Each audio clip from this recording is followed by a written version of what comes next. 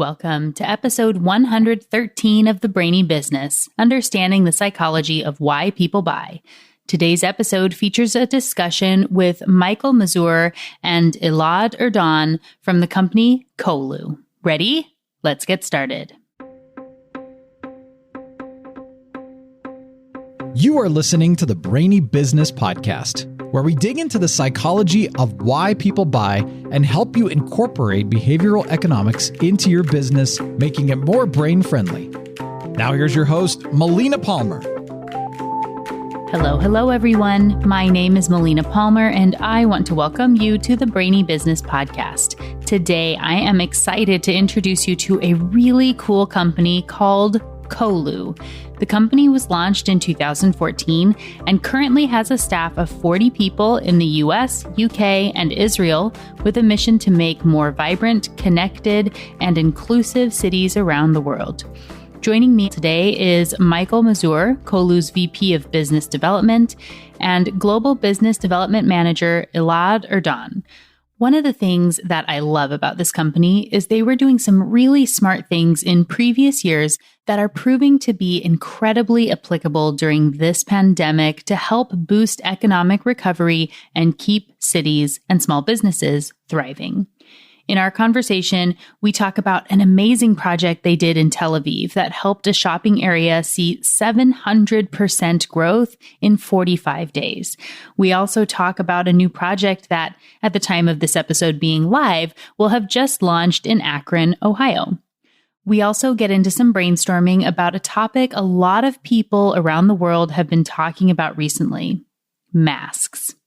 I've been in a lot of conversations with other behavioral scientists and economists recently discussing the mask problem, a spot where most people and communities are, quite frankly, stumped. Michael, Elad, and I had a short conversation about this and came up with some pretty interesting potential solutions. I look forward to hearing your thoughts on them. There are links to Colu's website, as well as all the episodes and concepts we discussed today in the show notes, which can be found within the app you're listening to or at thebrainybusiness.com/113. If you're already a member of the Brainy Business list, you receive an email from me every Friday with links to all that week's new content, including podcast episodes and new articles, so you can also access the show notes directly from there. If you're not yet on that list and would like to be, simply sign up for any freebie and you'll be automatically added. And for those of you in the States, you can sign up easily by texting the word Brainy, BRAINY, to 33777. You'll be added to the list and get access to a super secret page with more than 50 freebies as a thank you. And I'm so excited to share this conversation with you. I'm just going to jump right into it. Michael, Elad, welcome to the Brainy Business Podcast. Thanks, Melina. Happy to be here. Yeah, so excited to have you guys. So tell us a little bit about Colu. What is it? How was it? How did it come about? Yeah, so Colu is a company that's been around for close to 5 years. And right now, what we do is we work with cities in the US and we help reward resident behaviors that meet the city's strategic goals. So we work with cities all over the US and offer them a platform to use that really uses the core fundamentals of gamification and behavioral economics to really change resident behavior and to ultimately help these cities do things that otherwise they would not have been able to do in such a way where the impact is made through the rewards.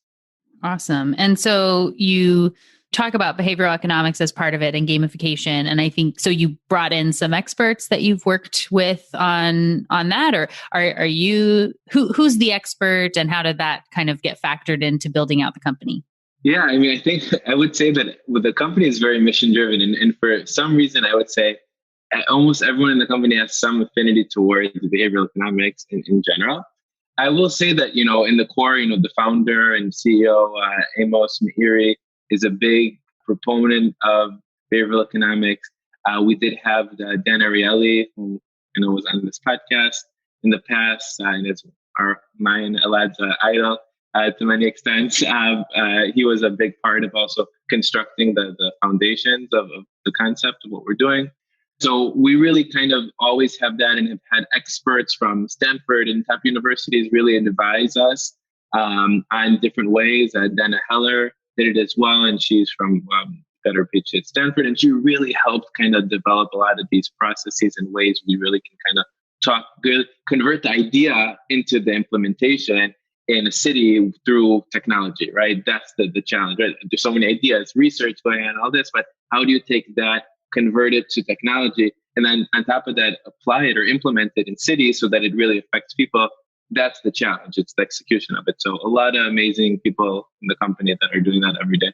Awesome. And definitely we'll have a link back to the episode with Dan. I think he's one of all of our personal heroes, right? So really love being able to share projects that he has worked on and supported that are outside of the things we hear all the time. That was where, talking about Shapa, talking about Colu, I really love being able to shed some light on those projects that are really amazing and making a difference in people's lives. And it's just great to showcase all those other, sort of side projects and whatnot as well. So talk a little bit about, you're talking about cities and helping them to overcome some of their challenges, but what's a type of a problem that someone would be bringing to Colu? What's the we're so excited to work on something like this? Well, I would say really right now we're in these kind of uncharted territory with COVID, and the way we help cities has had to evolve based on the unique pain points that they have today that they probably didn't have, 4 or 5 months ago, than nobody would have ever expected them to have. So right now, a lot of our focus is on how can we use these concepts of behavioral economics gamification to help support small businesses, right? That's kind of across the board. We meet with 3-4 cities a day. We really see every city ask, how can they get people to shop at these small businesses instead of on Amazon?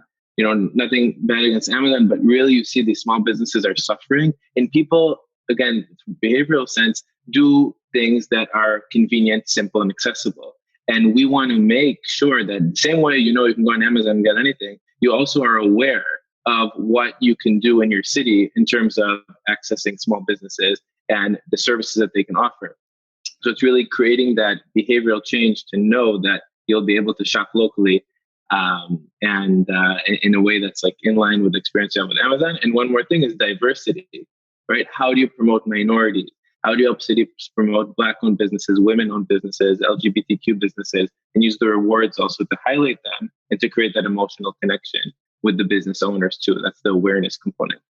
And I'll add to that just before COVID kind of hit the world, we were involved with an basically endless number of initiatives around mobility, for example, in Tel Aviv, how to encourage residents to park out of city center and use public transportation or alternative methods of transportation, usually more, I would say, cleaner ones.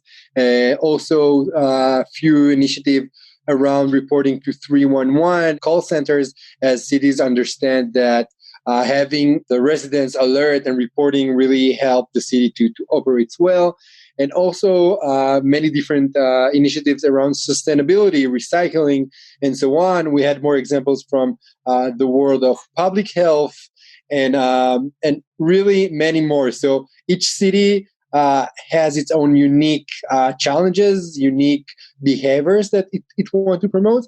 And actually a very, I would say, rare one in terms of our global experience came from the UK, where a lot of the initiative or the problems that cities are trying to tackle are around mental health, like depression and people being alone. That was a big issue for them, and they looked for ways, just keep people out, going to drink a beer, and many more. But as Michael said, now we're in a different world, I would say, and we mostly hear things around economic development and encouraging residents to shop locally.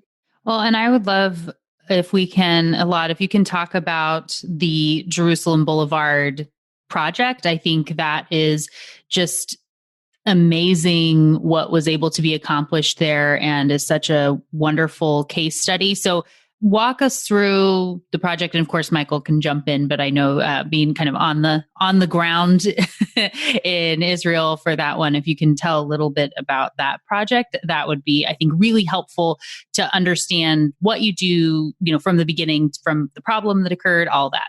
Yeah, absolutely. So you said on the ground, and literally it was for us on the ground because the Jerusalem Boulevard, which is a main street in a borough called Jaffa, is actually also the home of the football stadium for the two clubs that plays in Tel Aviv. So it is a very central place.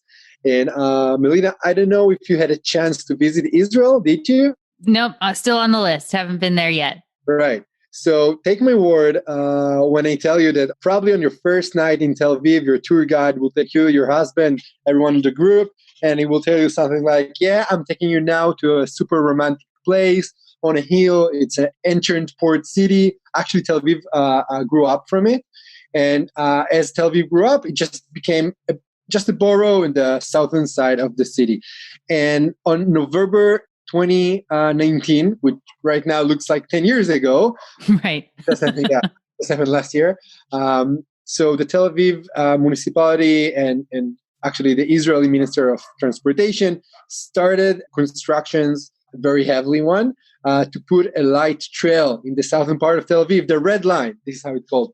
And what happened is the day they started the works, more than 200 businesses were cut off traffic dramatically, just in one day. And all the small businesses on the Jerusalem Boulevard, which are mostly, I would say, classic moms and pops, small stores, many times belong to families and go back few generations, just found themselves with no clients, and there was no way to get there by car or even by a bus. And it took around 2 weeks till businesses started to collapse and close their doors, like happening right now with COVID-19. And that was the point in time when the Tel Aviv municipality approached us at Colu and asked how we can use our platform that was already implemented in Tel Aviv to support the local businesses. And what we did back then was to use the app, the mobile app, which is one side of the platform, and we started to tell the story of the small businesses to the residents of Tel Aviv, especially the one who live in the center city, the northern neighborhoods of the city. And the whole idea was take one day. That was kind of the story we try to tell people. Here is Moshe, right? He owns a burger place on the Jerusalem Boulevard. Take one day off your week and go visit him because he's a real Tel Avivian. Come to visit. And we also offered a 30% cash back with the Tel Aviv coin on the app. So if I'll take you back, Melina, to Jaffa, you'll go there and you buy a burger and a pair of shoes, whatever he has in his store, and you'll spend 100 shekels, the currency in Israel. And what you get back to the app is 30 Tel Aviv coins that later you can go and spend only at small businesses all around the city. But you won't be able to convert them back to dollars or shekels in the case of Israel, and you won't be able to use them on another city. For example, in Jerusalem, you cannot use them in Jerusalem. You can use them only at one of these businesses in Tel Aviv area. And what happened is we started this campaign on the app, and we had also billboards all around the city. And in few days' time, we saw thousands of residents that started to go to this area. That was very, very, I would say, dead. There were no one's there, basically. We had a tour of the company and we saw two guys and a dog, basically, in 3 hours. And then, right? And then there were thousands of people coming there, usually on the weekends or in the mornings. And we were able to see patterns of people that usually shop in the center area of Tel Aviv, having kind of a weekly day of shopping along the boulevard. And in terms of numbers, just, to give you kind of the notion of what happened, the businesses owners over there experienced a growth of more than 700% in just the first 45 days of this initiative. We're talking about more than 20,000 transactions. And I think that the two things which are not the numbers, but still, they have like the strongest impact is one, we were really able to rebuild the trust between the locals and the local god. the municipality of Tel Aviv. And the other thing, which is my favorite part here, is what happened on the next 45 days, right? When we had no more coins because the Tel Aviv municipality gave us a reward budget. So we distributed all the coins and we were like, what's going to happen now? And we remember what Dan Ariely used to say, that it's about the story, it's about the emotional connection. The incentives are just like engine the spark. It's not what really create the long-lasting behavioral change. And that's what happened. And the next 45 days, we still had thousands of residents that came to this area, but this time not for the incentive, but for the story because of the emotional connection that was established. So that's what happened back in 2019. And obviously it was a big success, and the city decided to give funding for this initiative also for 2020 and 2021. And we're going on with the city of Tel Aviv. And now we're leading the economic recovery plan in the city of Tel Aviv with the Tel Aviv municipality and the city residents club. And I think that we have a very bright future in the city of Tel Aviv. That's awesome. I love everything about it, which is why, when we connected on LinkedIn and we're, having our conversation back and forth, and you shared some of this story and just basically said, yeah, we need to talk about it. We need to put it on the show. It's such a cool thing. And I love the coin piece, which I know we've talked about, that some of my own research that I've done has built on some research that Dan has done using coins, that I use refrigerator magnets. But I really like this piece about it being more about the cash back, quote unquote, that you're getting, but that you can only use it in a select space, and having this electronic version that's able to be done with the app. Recently did an interview with Tim Houlihan, and we were talking about incentives. Interestingly enough, he also did some work with Dan Ariely. So it's all kind of coming up, together, making sense. But that piece about incentivizing and, the money matters, that's part of it. But I love that the story is what drives people to, want to help those around them. It has a little bit of that, good in people, right? And I think there's some social proof. I was taking lots of notes about episodes that I'll be putting into the show notes as well for everybody who's listening. You can go check out some of these other things as well. And also, Melina, you were writing about, can behavioral economics increase saving and also, increase loyalty? And I think that that's what happened, because on the resident's perspective, it's like stretching your dollar, right? Because you get back these coins and you can spend them. But then also the fact that, there's so many elements of behavioral economics, also like the network. And in Tel Aviv, it became really trendy. In Tel Aviv, we have 160,000 residents out of 400,000 who live in the city. So it is very trendy to use the Colu app. It's always supporting like a social cause, and it's like becoming a real Tel Avivian. The Colu t-shirts we send to people as the motto, I'm a local hero, right? So it's also really using these elements to create this loyalty between the residents and their local businesses, because we do understand, and now during COVID we understand, I think we never understand it so well, how important are the small businesses, not only in terms of creating jobs, but also in terms of giving us our identity of our city. And I think I read this piece that you wrote back then, and I see a lot of points of where it really supports the theory behind the product.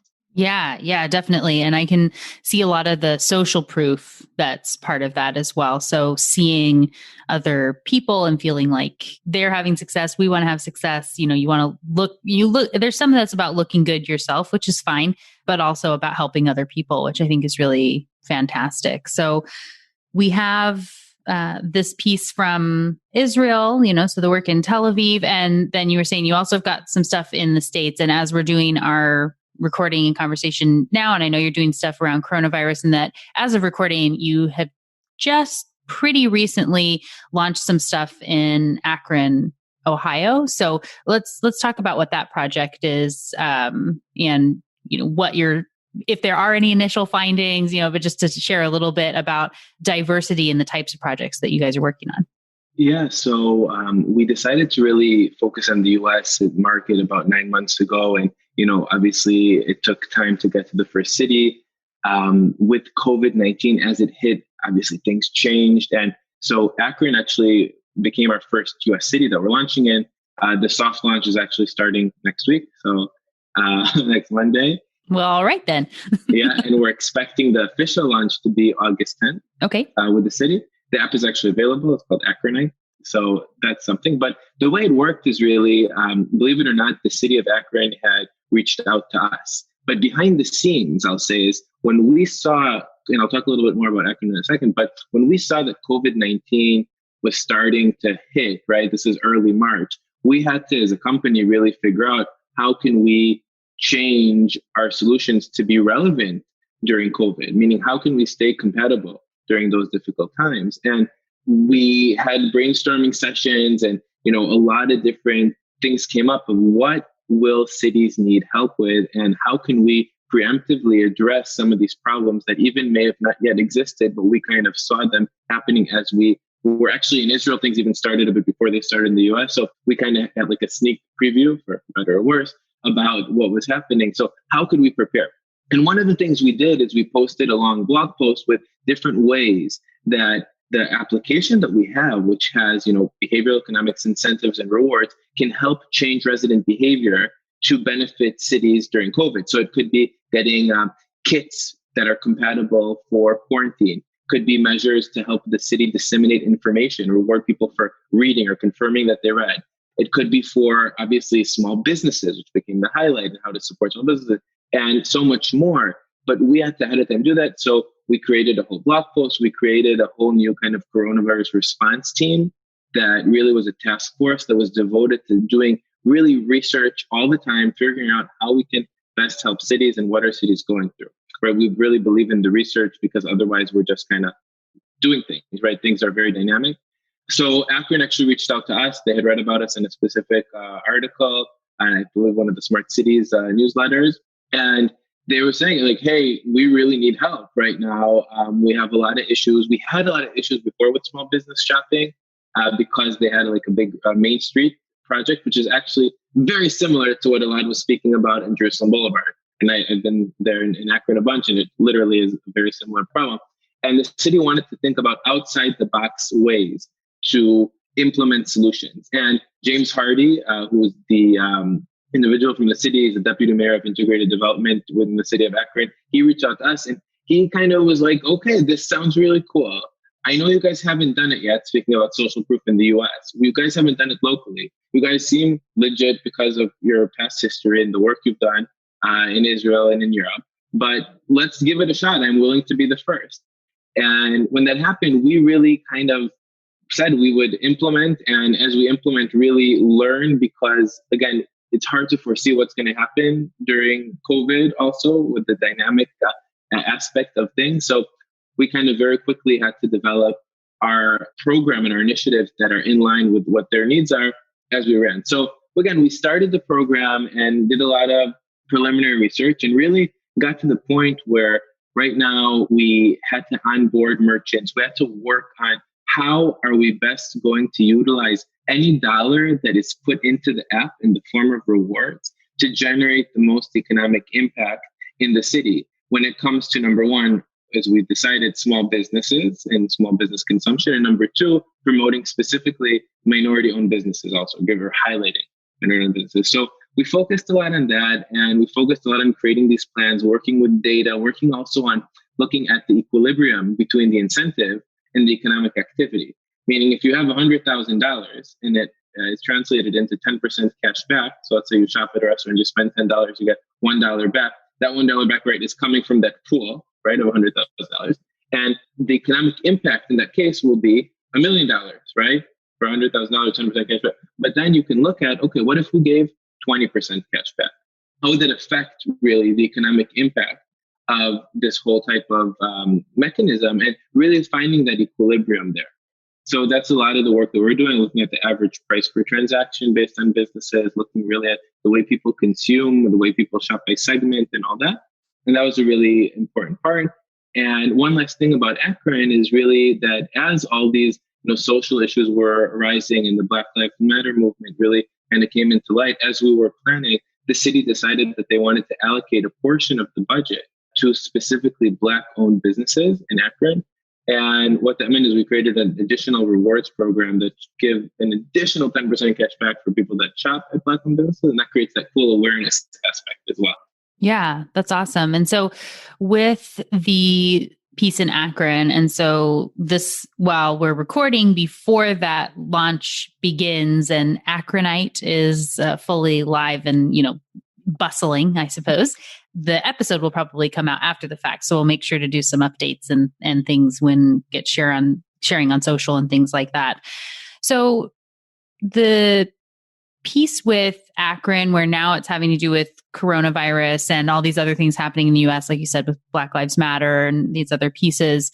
So the incentive is it all for online type of purchases, or are they for shopping in person? And how is that working with their program? And does it differ at all from what was done in Tel Aviv? Yeah, so I'll start with Akron and Elad. We're going to fill in about Tel Aviv. It's an interesting question because it's tough because right now, on one hand, cities want to encourage people to shop locally, but on the other hand, you also don't want to promote necessarily going in person. So there's that fine balancing act. With that said, cities still do want to promote people coming out to an extent within reason, as long as they kind of maintain social distancing measures, right? Mm-hmm. So in Akron, you can get rewarded for shopping at a local business, whether it's online or in person, as you can earn points because you don't have to really do anything. You just add your credit card to the app and we automatically know that you shopped at a local business. And if that is specific local business, you get rewarded automatically. Only once you want to redeem your local coins, you have to go in person. That's for the kind of transaction app. And there also is some sort of aspect of meeting in person and getting people to physically see the store. So you can only redeem at local businesses in person, but you can earn the rewards online. And one more thing is that we also want to help cities direct traffic to businesses' organic websites. So for example, a lot of times the delivery apps are taking a big portion of the revenue for the small businesses and for the restaurants specifically. So we can help the cities by directing residents to shop through the business's app or through the business website so that they don't have to pay such a big amount. So that's a way that we're also helping and kind of helping out with the specific measures of not getting people to shop and go physically there. Nice. And just to end on what Michael said, and obviously what's happening right now in Akron is really interesting because a part of what we do is to see how residents really behave and change the app and change the reward program to really, correspond and to be responsive with what happens. We know, and it's also a part of what we do in behavioral economics, there is how we expect people to behave, and then you have how people really behave, right, in the real life. Mm-hmm. So one of the nicest thing on this platform that it really lets the city to change the program as the program runs. So it is very adjustable.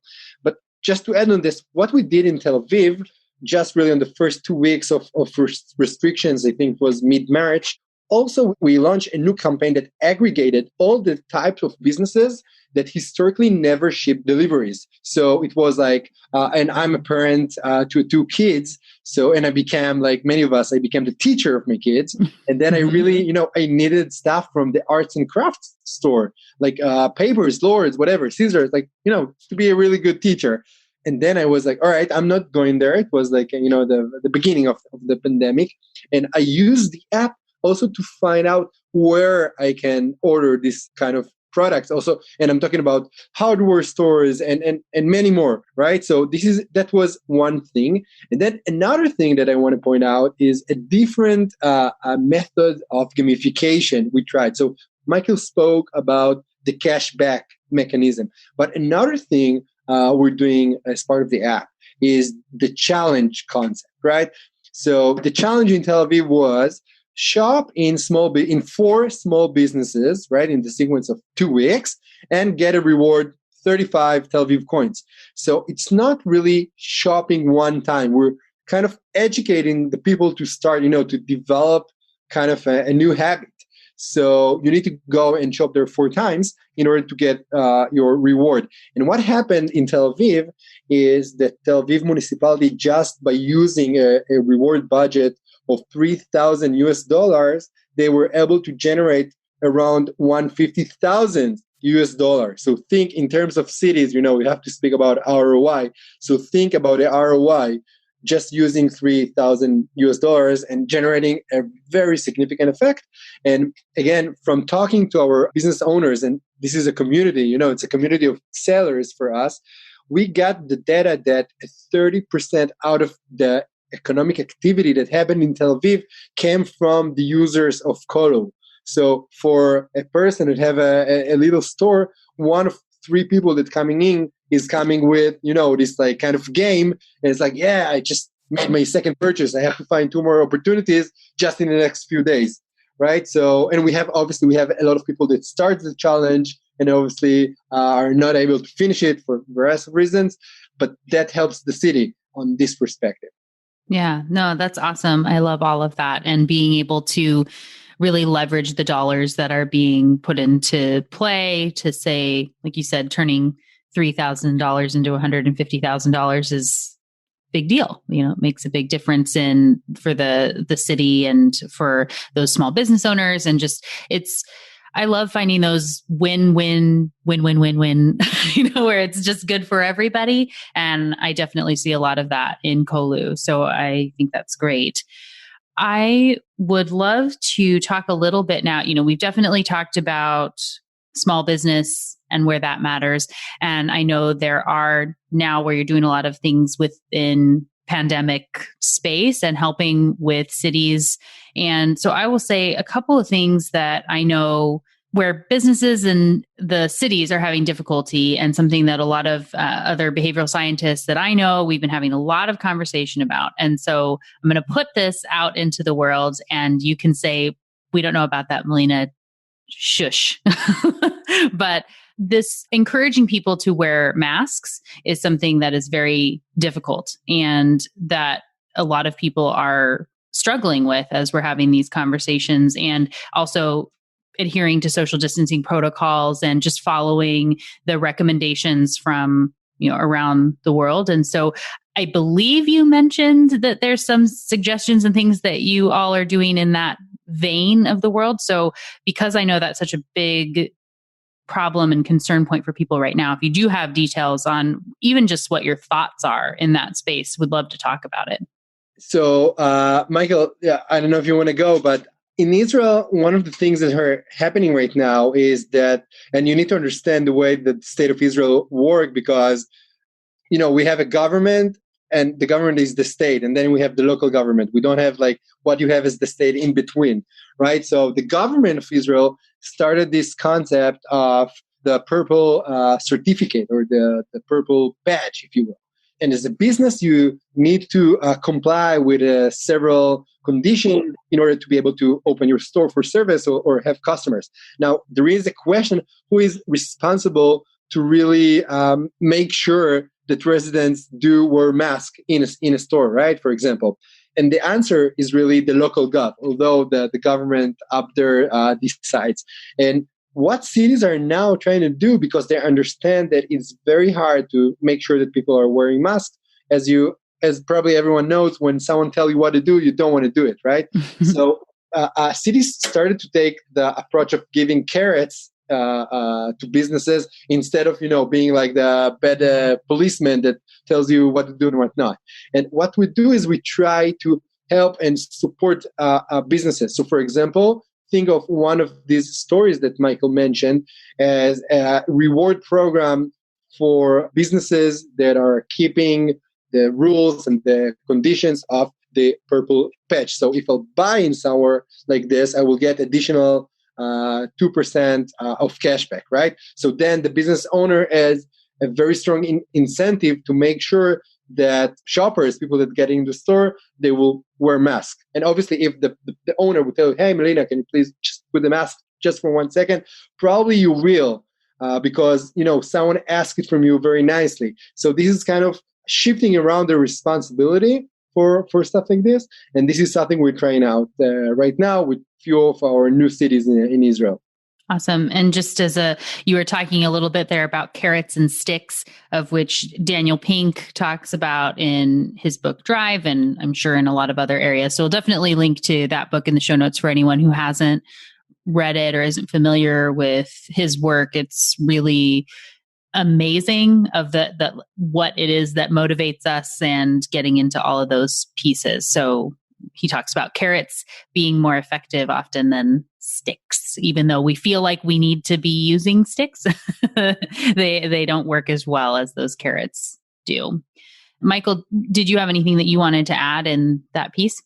Yeah, I mean, I think that, when you talk about, like Elad mentioned, how people we see don't want to do things because they're told what to do by the government. And it's always very interesting, even meeting people who explicitly tell me that they don't want to put on masks because they don't want to be told what to do. So I think that, and I was reading articles about this also, really, it's how do you show people that this is something that even if you don't want to do it for yourself, right, you can do for others. And the way that we can think about it is, yes, can we do it through a proxy, right? Can a business owner be the one actually that is helping it? So you're actually saying, wait, maybe I'm doing this because I care about the business owner.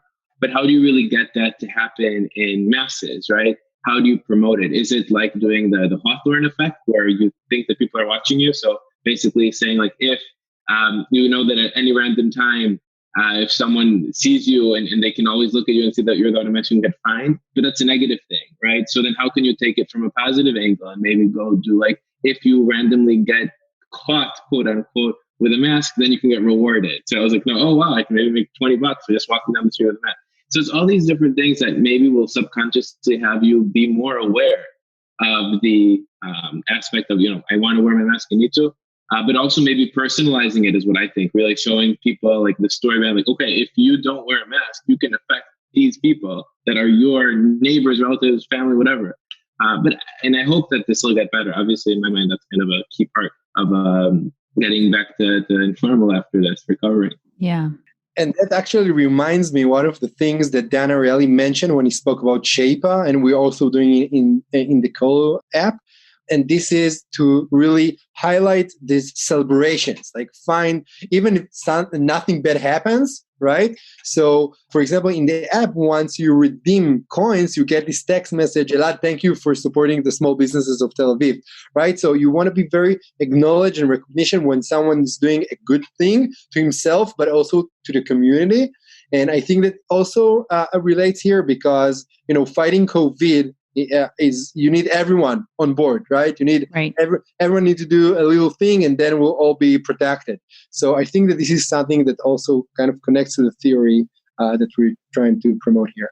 My brain is spinning in a good way, and a little bit from what you were talking about, Michael, and something that I didn't fully think about as I've been kind of contemplating how this all could be working and with the mask piece. And I don't know how familiar either of you are with some initiatives that Volkswagen had actually done several years ago. So they have their, what they called the fun theory.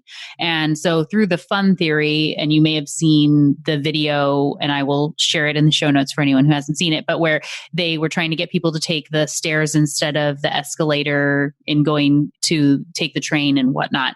And so when you're just telling people it's better for you if you take the stairs because blah, blah, blah. Like, okay, fine. Right. But I'm busy. I'm going to take the escalator. But then they converted all the stairs into working piano keys. And when you step on them, it's like playing music. And so it's something like 66% of people, or 66% more people took the stairs than were riding on the escalator. And you could actually see the video of that.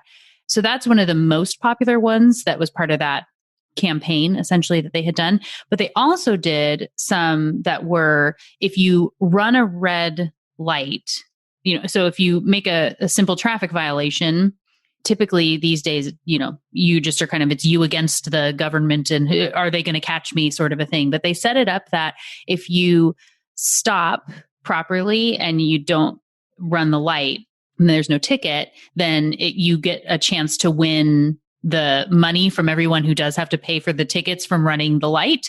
And so when you can't win if you make the bad choice, but if you do the good thing, then you might win something. And so this idea of if you wear the masks, then potentially, it'll randomly be, you might win is such a different idea of trying to get incentivizing them in a different way to do something impactful. And while it would be really great if just saying, hey, it's really good for everybody. You're helping people. Isn't that enough to just put this on for a minute? It would be great if that just worked for everyone, but we're seeing it's not. So I think this different type, taking the incentive from somewhere else, very similar to what the Literary is doing, which I've interviewed and talked with them on the podcast as well, I think is a really cool idea to be able to put that together. So thank you for sharing those ideas. I think that's great. Anything else that you guys are doing in helping or ideas you've had about what you would love to be a project that you wish, if there's the city that's listening or, people that are working in various areas, what's the project that you really wish you could be working on as well? Yeah, I mean, for us, it's really interesting from a few sides. It's saying, we obviously want to help as many cities as possible in terms of supporting what their key pain points are, which again are supporting small businesses and diversity. What we always see now is that there's a lot of funding coming in from the CARES Act. Mm-hmm. And it's going into cities. And if you look at a lot of cities and you look at what they're discussing now is how to allocate or appropriate the CARES Act amongst the different departments. So typically if the city has less than 500,000 residents, CARES Act funds are distributed usually through the state and then to the county, and then the county distributes them to the city. So when cities get their allotment of funds, they have to decide how are they going to distribute it. And what we're trying to show them is that by distributing them, great, you give them to small business in the form of a grant or loan, a $10,000 grant. Great, that'll help the business survive for another few months. But that amount will not get people to shop at the business, right? That doesn't encourage consumption by the residents. So what we're helping cities do is saying, hey, let's take your CARES Act fund and let's appropriate them into the form of incentives that create or generate consumption at the local business that will last far beyond the incentive on its own. Meaning how to create a long-term impact from a one-time boost. And that's where we're really seeing the value here. It's looking at how we can make the most impact really from these things. And I think we're getting a very good response, but it's a big challenge because there's so many competing different departments. I mean, it's such a difficult decision from a city's perspective, right? How do you allocate budgets? So we have to show really that, these behavioral changes can ultimately do so much more for a local economy and ultimately then help promote, get more local jobs, help these local business owners survive. I mean, I just got my haircut, not too good of a job yesterday, and the barber was telling me this is New York City, right? Like 30 years he's been in business. He has never in his life encountered such difficult times. People are not coming. And he's saying I don't know what I'll do. I had to let go of employees. I can't survive. And I see these stories. I see others. We listen, we talk. We met with 40 business owners in 2.5 days in Akron. And you see the pain that they have, the physical and emotional pain from this. So it's really our mission to just see how we can do anything we can to help people think outside the box and think differently in a way that will help create this change.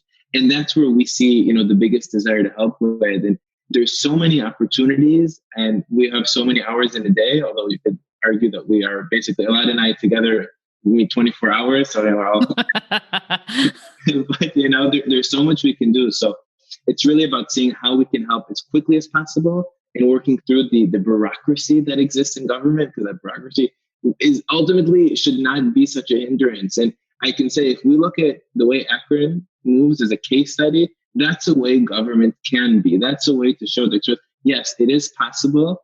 But again, that's really what I hope we can do in the upcoming months and in years to come. Right. Well, and as for leveraging those funds, like you were talking about a little bit, whether it's CARES Act or from something else, if I remember the numbers properly, it was $150,000 that started for the Tel Aviv project that was put in, and it resulted in over $700,000 worth that was spent on the Ave through that project, right? So to take your 150 and turn it into 700 is a really impressive thing that can definitely help out the city and the residents and shop owners, just everybody across the board, really valuable there. Elad, I think you were going to say something. Maybe it was what I said. Maybe I just snatched up what you were going to say. No, that's you're bringing us so many ideas. This is why we really like the Brainy business, and we always like to hear it and then to say, right, we're doing also this. This is another element of behavioral economics. Let's put it on the next slide, right? Sliding. So just for me, when I'm looking at the future, I'm waiting, and this is something we discussed many times. I want to see how we could have like a vertical kind of story. So it would be you take a bus to the center city, shopping local, walking around 10,000 steps. And if you do these 3 different actions, this is when you get the coins. So we're really getting to all of the aspects, because think of cities, what cities really became for us. It's not just a place to live, right? It's like an ecosystem of cultures and art and innovation, so many things. And we want to make sure that really to help cities unlock their true potential. And it's great to just be on board when things are happening and where impact is being made. And as Michael said, I think we have a bright future, I have to say. Yeah, absolutely. And I love your point there of helping to maybe unlock and uncover some of those hidden gems. If you go find this other thing and take a picture of it and post it, or you do this other, such and such, go to visit the museum, do some of these other things, that it can help you to get that incentive and share the real beauty of the cities that we're all living in, and have a little bit of that personal touch to everything, and knowing that this is, I love that you have solutions for now during COVID, when people aren't out, but that you're also thinking about what can be done after the pandemic. So for anyone who wants to get in contact with Colu, if you want to do a project or just ask some questions, if people want to find out what's the best way to get in contact with you, and we will put links in the show notes for whatever you're wanting for that as well. So what's the best way to get in contact with Colu and to learn more about what you're doing? I think our website is probably the best resource. So Colu, COLU.com. And look this up. You can really see everything, and then reach out to us. I'm sure you'll add our contact info as well.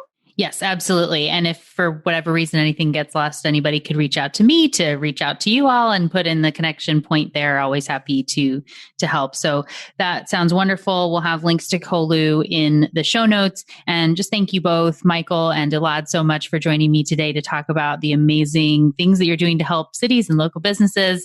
Just love all of it. Thank you. Thanks for having us, Melina. It was great. Thank you so much, Melina. Really, pleasure. Wow. Isn't this just the most amazing company? They're doing so much good in the world and able to build on their years of work in this space to solve a problem a lot of cities and small businesses are going to be facing now and even after the pandemic is over. Economic recovery will take time, but hopefully companies like Colu can help make that a smoother, faster transition for many cities around the world. If you work with a city and are interested in doing a project with Colu, you can visit their website. There's a link in the show notes. And if you prefer, you can also send an email to me directly, melina@thebrainybusiness.com, and I can get you in touch with Michael and Elad. Same goes with if you wanted to partner with them, if you're the business, something like that. Definitely just reach out. Better to check if you're interested than not. The way they are helping cities leverage funds is phenomenal, and I'm so excited to share this amazing company and their story with you here today. Hopefully, it will help lots and lots of communities to grow and thrive.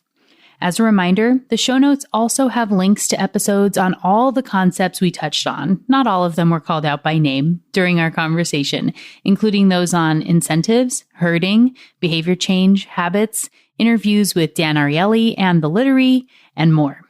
Those links and contact information for myself and Colu are waiting for you in the show notes within the app you're listening to or at thebrainybusiness.com/113. Thank you again to Michael Mazur and Elad Erdan for joining me today and talking about the great work they're doing at Colu. I hope you enjoyed the conversation and learned some valuable tips for applying behavioral economics into your business and community. Next week, on episode 114, we'll be digging into planning fallacy. It's going to be a lot of fun. You won't want to miss it. Until then, thanks again for listening and learning with me. And remember to be thoughtful.